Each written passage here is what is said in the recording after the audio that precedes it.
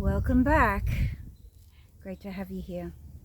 Now, today I'm going to speak a little about my background as a child, but also I'm going to give another perspective on the movement, if you like, of us going back through our childhoods and looking at the environments that we grew up in, the type of parents that we had, and how we've come to perhaps believe that they were the source of our suffering into adulthood, the kinds of traits we've picked up, the kinds of behaviours, the dysfunctional ways of responding and reacting in the world.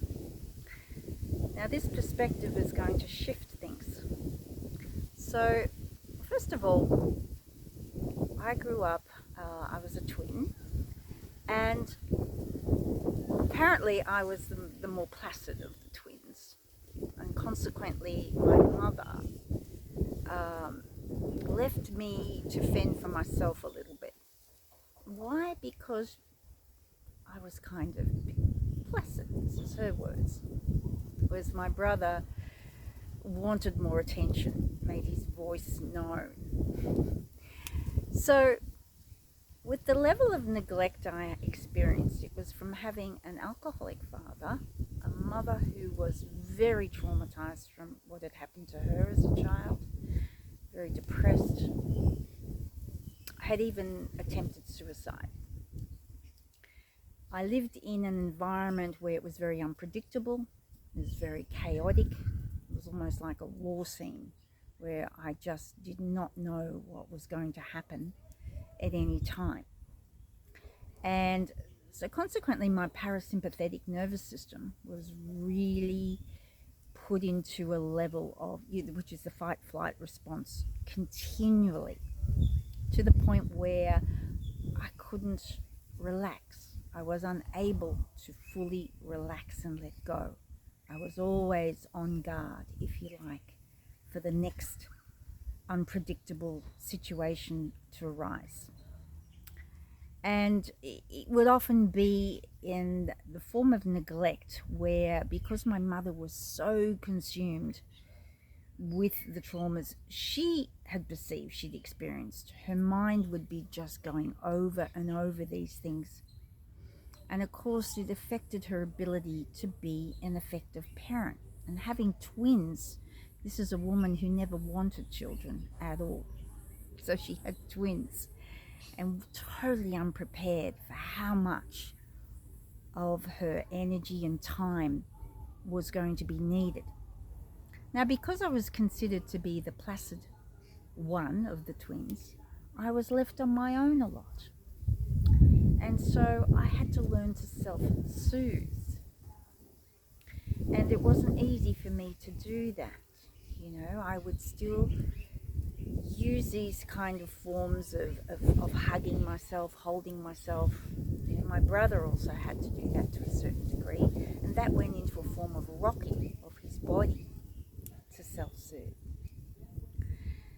So with the neglect and not being able to know how to care for myself, because also when we were growing up, say 7, 8, my brother and I were, I think I've mentioned this before, picked up in a car by a couple and kind of abducted, in a sense, taken away from our parents for 24 hours. It's another story, but nonetheless, it was a result of neglect. My parents were very focused on their own lives and would rather us be out and about. We were just kind of getting up in the morning and wandering around the streets with other kids at the time. Luckily, that was an age where it was considered to be quite safe to do so. But nonetheless, there was a level of neglect there. And so as I grew up, I found it very difficult to take care of my own needs. I would put all my attention onto other people. I would attend to their needs, but I never knew how to take care of my own because it wasn't reflected back to me. or demonstrated to me by my own parents. So I finally got to the point where I had to learn to put myself first. And that happened through a series of events that really brought me to the situation where I realized that overgiving to get approval and to get love, to get the attention that I didn't get as a child, wasn't getting me my needs met. In fact, it would push people further away. People would abandon me even more. And all these things just came to a head where, I had to take the steps to put my own needs first. And of course, that started to change what showed up for me in my environment. Now, of course, I spent many, many years going through the mechanics of looking at the dynamics of my parents, how this affected my choices in life as an adult, the trajectory my life went on, the dysfunctional behaviors I acquired, and how I put them down to this was because of what happened to me as a child. And for many of us, we do go down that route because it became very popular to do so in the last, say, 40 years. 30, 40 years of us goes into the psychology of the nature of the dysfunctions that we experience as an adult and trace them back to our childhood. There's no question there's links there. But I'm going to give you a different perspective on this, because this is what kind of freed me. And again, I've mentioned I've had many experiences, mystical kind of experiences, I guess, of that we're a soul having this experience here on earth. It's not what we look at as ourselves. That's not our true identity. It's what we are. When we look out of our eyes, the eye that's looking out is the eternal, ageless soul that's having this experience. So I'm actually writing about this in my new book, but it came to me that what if, as a soul, we choose our parents, because these qualities that we have assigned to our parents that have created these dysfunction in ourselves, what if they were already within us and they were something that we had chosen to overcome, and that by choosing this particular parent, they themselves had a piece of that part in their own soul that was going to reflect back what we had taken on to learn. Now, some go, well, it's learning and whatever, but the thing is, they've reflected since birth. If you look at it this way, particularly when people are looking at manifestation, in other words, whatever's outside of you is a reflection of yourself in some prism of it. So if we take that further, then we're choosing our parents because they have a part of that soul that is going to reflect back to us. Say, for example, we want to overcome this lying to ourselves as a way of a defense mechanism of how we're related to people. So we're going to choose a parent that has that piece of their soul that's going to be reflected back to us, so we can see that. And then we might have another sibling who's chosen the same parent, who's going to reflect back a different piece of their soul.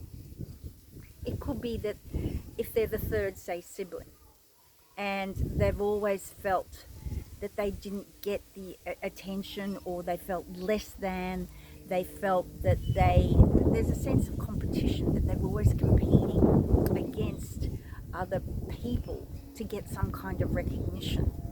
Perhaps that is something that's very strong in them. And so they've chosen that parent who's going to play out that part of the fractal of their soul that's reflected back. Now, does that make sense? Tell me if it does.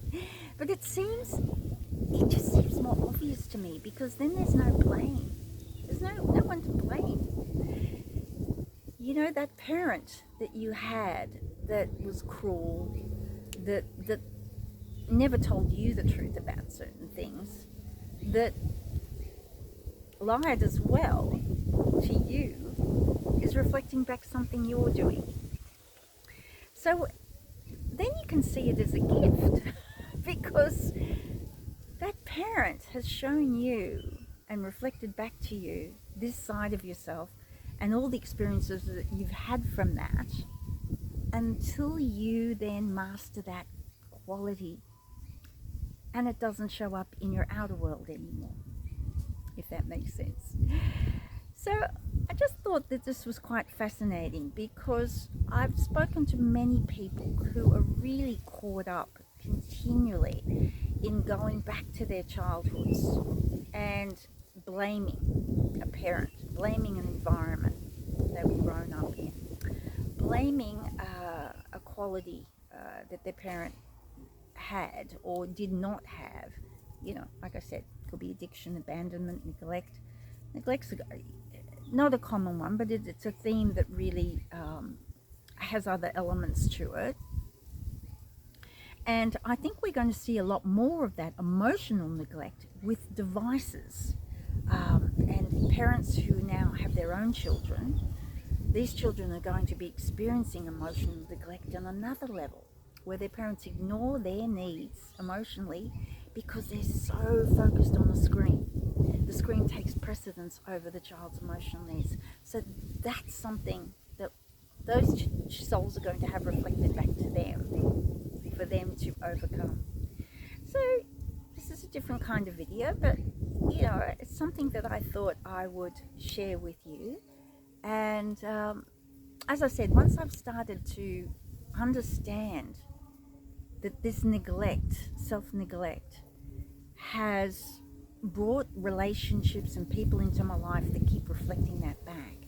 And now that I've flipped it over and put my needs first, I'm not neglecting myself over other people. My outer world is changing quite dramatically. So I hope this can help you in some way. And if you, like I said, if you are stuck in just recycling over and over these pains that you felt from the childhood you've had, and you really felt change and you just can't unshackle yourself from it, I want to give you this perspective today, and I hope it helps in some way. Okay, thanks for joining me, and we'll see you again soon. Bye for now.